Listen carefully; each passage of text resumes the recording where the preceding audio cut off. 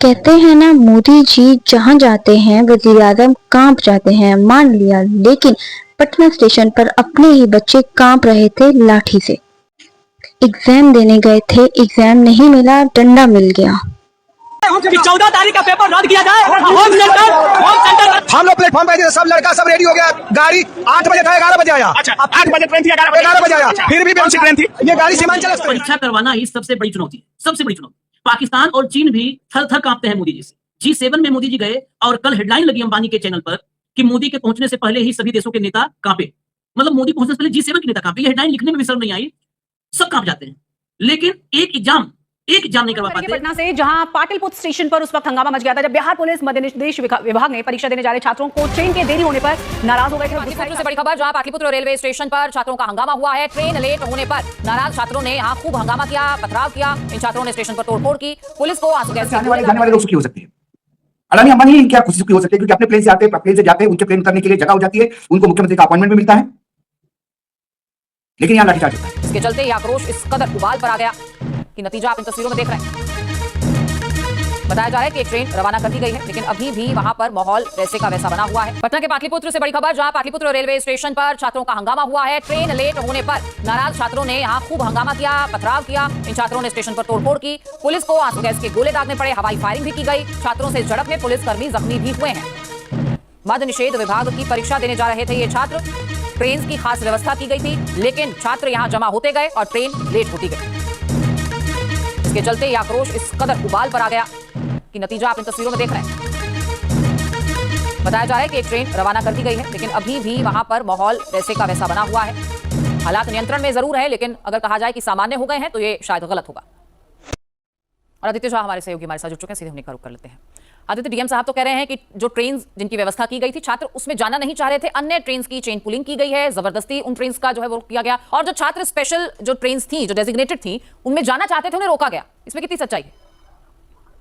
देखिए मेरे साथ 1685 सीट के लिए मध्य निषेध विभाग के द्वारा परीक्षा आयोजित किया गया था और आज 2 पालियों परीक्षा हुई थी, 10:30 बजे से 12 बजे तक और दूसरी पाली 3 बजे से 5 बजे तक हुई है। और यही कारण है कि हजारों की संख्या में जो अभ्यर्थी थे वो पटना पाटलिपुत्र जंक्शन पर पहुंच गए थे और जो पहली पाली में 10 से 12 बजे की परीक्षा थी वहां पहुंचना चाहते थे। और जो भी ट्रेन रात के समय में यहाँ आ रही थी, जिस तरीके से डीएम साहब ने कहा कि अन्य जगहों पर ट्रेन को बुक किया गया, क्योंकि छात्रों को ये लग रहा था कि सही समय पर नहीं पहुंच पाएंगे तो फिर परीक्षा में कैसे बैठ पाएंगे। और यही कारण था कि छात्रों में आक्रोश था। जो स्पेशल ट्रेन थी वो ट्रेन लेट से पहुंची थी, पाटलिपुत्र जंक्शन पर आकर के गई थी, लेकिन वो खुल नहीं रही थी। इसी को लेकर छात्रों में आक्रोश था और हजारों की संख्या में जब छात्र आक्रोशित हो गए तो स्थिति अनियंत्रित हो गई। स्थिति ऐसी होगी कि IG, DIG, Patna DM commissioner सबों को यहाँ उतरना पड़ा। हजारों की संख्या में पुलिस बल तैनात किए गए, टीयर गैस के गोले छोड़े गए, हवाई फायरिंग की गई, तब जाकर के मामला शांत हुआ है। और अभी भी स्थिति है वो लगभग पाटलिपुत्र जंक्शन के शांत हो गई। तमाम जो बड़े अधिकारी आए हुए थे वो निकल चुके हैं और पटना जंक्शन पर जो भी एहतियातन पुलिस के जवानों को भी यहाँ बिल्कुल हम इस पर चर्चा तो कर ही रहे हैं, लेकिन आदित्य क्या आप तस्वीरें दिखा सकते हैं कि क्या हालात अब सामान्य हो गए हैं या अभी भी पुलिस ऑफिशियल्स वहां पर मौजूद हैं, छात्र वहां से जा चुके हैं, सब पहुंच चुके हैं जहां उन्हें पहुंचना था?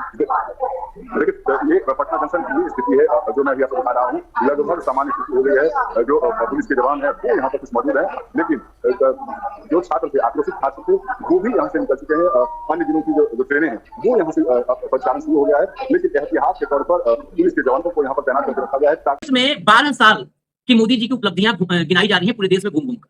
12 साल की सबसे बड़ी उपलब्धि पर आज हम चर्चा करते हैं। इस 12 साल की सबसे बड़ी उपलब्धि है, जब भी परीक्षा होती है तो अफरा तफरी मचती है, हाहाकार मचता है, कोहराम मचता है, लाठियां चलती हैं, अब तो गोलियां चलने लगी। इस देश में परीक्षा करवाना ही सबसे बड़ी चुनौती है, सबसे बड़ी चुनौती। पाकिस्तान और चीन भी थर थर कांपते हैं मोदी जी से। G7 में मोदी जी गए और कल हेडलाइन लगी अंबानी के चैनल पर कि मोदी के पहुंचने से पहले ही सभी देशों के नेता कांपे।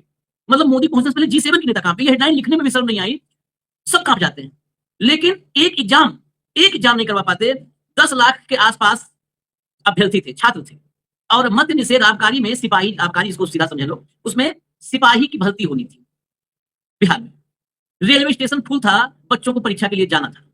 300 किलोमीटर दूर, 45-46 डिग्री पारा में 300 किलोमीटर दूर सेंटर दिए गए थे। और बच्चों, मतलब जो लड़कों छोड़ दो आप, लड़कियां जो थी उनके भी सेंटर 300 किलोमीटर दूर, क्योंकि यहाँ कोई सिस्टम है नहीं, कोई सिस्टम नहीं। हर जगह ज्ञानेश कुमार बैठा है, जो मन करता है उसका सॉफ्टवेयर वैसे ही कर देता है, हर जगह ज्ञानेश कुमार। अब छात्र जब पहुंचे रेलवे स्टेशन पर कैसे जाएंगे? पुष्पक विमान से जाएंगे नहीं, जो नरेंद्र मोदी जी बताते हैं कि 5000 साल पहले पुष्पक विमान था, उसमें तो जाएंगे नहीं, जाएंगे बस से, रेल से। जब पहुंचे स्टेशन पे तो एक ट्रेन थी सीमांचल एक्सप्रेस कटिहार जाने की। ऐसे पूरा तमाम बिहार के इलाकों में सेंटर था, एक एग्जाम्पल बता रहा हूं, एक ट्रेन थी और छात्रों की संख्या केवल जो कटिहार जाना था उनकी संख्या 10,000 के आसपास। 10-5 हजार के आसपास संख्या थी, एक ट्रेन थी। बवाल शुरू हो गया, अफसर आ गए वहां, अफसरों ने कहा कि अच्छा रुको करवाते हैं स्पेशल ट्रेन। स्पेशल ट्रेन जब छात्रों की संख्या देख करके लोगों कंपन शुरू हुआ तो स्पेशल ट्रेन के लिए बातचीत हुई। स्पेशल ट्रेन आते आते रात के 3-3:30 बज गए। 8 बजे परीक्षा केंद्र पर रिपोर्टिंग टाइम था, पटना में 3:30 बज गए। वो हजारों छात्र एक स्पेशल ट्रेन में भी मान लिया था ऊपर घुस जाते, ट्रिपल लेयर में बैठ जाते, एक के ऊपर एक बैठ जाते, तो भी वो वहां से खुलती चलती 4 बजे 8 बजे रिपोर्टिंग टाइम था बच्चों का, उनका सब्र का पैमाना टूट गया। छात्र उग्र हो गए, कहे कि परीक्षा रद्द करवाओ, ये परीक्षा तुम दे नहीं पाएंगे, तो हमारा भविष्य खाओ, इससे अच्छा परीक्षा रद्द करो। और फिर जब छात्र उग्र हुए तो चली लाठियां पुलिस की तरफ से, यहां तक कि बहुत दिनों बाद यह भी रूप देखने को मिला, फायरिंग हुई, गोलियां चली, फायरिंग पुलिस ने की। कह रहे हैं कि हम हालात को काबू करने के लिए हवा में गोलियां चला रहे थे, लेकिन फायरिंग हुई। यह हालत है हमारे देश की मोदी जी के 12 साल की उपलब्धि। मोदी और एंड कंपनी जो है ना, जिसको हम कहते हैं सर, इसने पूरे देश को बर्बाद कर दिया है। इस मामले में रत्ती भर संदेह मुझे तो नहीं है, जिनको जिनको संदेह है वो अपने बच्चों को एग्जाम देने के लिए भेजे, जरा सिपाही भर्ती, दरोगा भर्ती, लेखपाल भर्ती, नीट, कहीं भी एग्जाम देने के लिए भेजे। अगर बच्चों गले बैठाना है दुकानों शुरू में तो आपको कोई दिक्कत नहीं है, तब सब अच्छा चल रहा है। हालांकि तब भी अच्छा नहीं चल रहा है, गले वालों की स्थिति भी बदतर है, लेकिन फिर भी वहां पर आपको अभी पर्दा हटने तैयार नहीं। तरह अभ्यर्थी सब बवाल किए और आईजी समेत पूरे पुलिस वाले वहां पर मौन धारण किए, अगरबत्ती दिखाते रहे। फायरिंग किसने की, लाठीचार्ज किसने की, आंसू गैस के गोले किसने चलाए, ये कोई बताने वाला नहीं। हालांकि पुलिस कह रही है कि हम तो बच्चों को समझा रहे थे, पुलिस के जो अफसर थे वो बच्चों को समझा रहे थे। हमने उत्तर प्रदेश में समझाते हुए कई बार देखा कि तुम्हारा जो है भविष्य खराब कर देंगे, चुपचाप निकल लो, तो समझाते हुए कई बार देखा है कि बहुत अच्छे से समझा रहे थे कि बेटा कोई बात नहीं है, परीक्षा की तैयारी अच्छे से हुई है, अभी आप लोग को परीक्षा दिलवाएंगे, आपको नौकरी दिलवाएंगे, ऐसे समझा रहे होंगे शायद। विजुअल लाइन यदि ये राज्य सरकार एग्जाम ले रही थी तो राज्य सरकार को ये पता होगा कितने जब लोग आवेदन करते हैं, तो आवेदन जब आपके पास आ जाते हैं तो आपको पता है कि इतने लाख लोग बच्चे आवेदन कर रहे हैं। यदि इतने लाख लोग आवेदन कर रहे हैं तो आप हर जिले पे एक एग्जाम सेंटर खोलो, हर जिले पे खोलो, जिले से आदमी जिला हेडक्वार्टर पे तो कहीं ना कहीं तो पहुंच जाएगा। लेकिन आप यदि 3 या 4 करोगे, 300 किलोमीटर दूर भेजोगे तो ये बच्चे जाएंगे कैसे? दूसरी बात है, किस पोस्ट के लिए निकले थे? कोई आईपीएस आईएएस की तो ट्रेनिंग नहीं हो रही थी। ये बच्चे गरीब घर के हैं, ये कैसे जाके एक दिन पहले जाके किसी होटल में रहे, कहाँ कमरा ले, कहाँ खाने पीने का व्यवस्था करे? ये तो बेचारे अपना टिफिन लेके चले होंगे घर से, कुछ खा के टिफिन लेके एग्जाम देके फिर वापस आना है। ये सरकार का लॉजिस्टिक टोटल फेल है, क्योंकि ये सरकार को पता है ये जो आपने जो जगह निकाली है ये मालूम है भ्रष्टाचार से भरनी है, पैसे लेके ही भरनी है। एग्जाम एक खानापूर्ति है, जब आप एग्जाम मात्र खानापूर्ति के लिए करते हो, ये आरोप लगा रहा हूं मैं आशीष, यदि एग्जाम खानापूर्ति के लिए करते हो तो फिर ये इतना मिसमैनेजमेंट होता है।